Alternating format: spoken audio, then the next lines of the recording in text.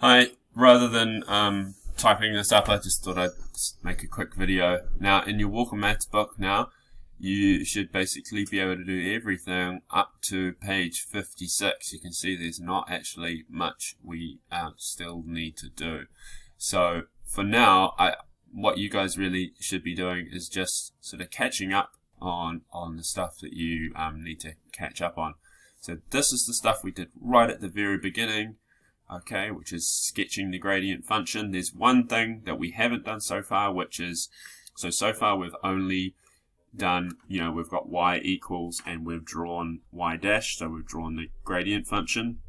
We haven't done it the other way around, but now that we've done anti-differentiation in the future, probably next week we'll come back to that. So if you see the ones where you have like f dash x and you have to sketch fx, you could give that a go.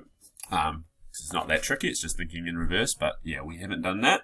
But all of this other stuff we've done a lot of times now. Calculating the gradient, calculating the coordinates when you're given the gradient, figuring out the equation of the gradient, all of that stuff is generally achieved and sometimes mirrored depending on what exactly you're doing. You guys should know that by now. Locating turning points, finding the maximums and minimums, finding whether something's increasing or decreasing, which is related to that, and rates of change, optimizing. That's what we did last week. This rates of change, we haven't actually specifically gone over these specific kinds of questions, but you guys actually should be able to do it. But we'll probably go over that sometime in the future as well. What we've been doing this week is just the basic anti-differentiation, and then we've calculated c given a point on the original curve. So that's where we're up to at the moment. We haven't done, there it is, there, sketching the original curve. Yeah, we haven't done that. So don't worry, that's not in there. So actually all of this up until here we should be able to do. So go back, do some of the stuff that you guys haven't done.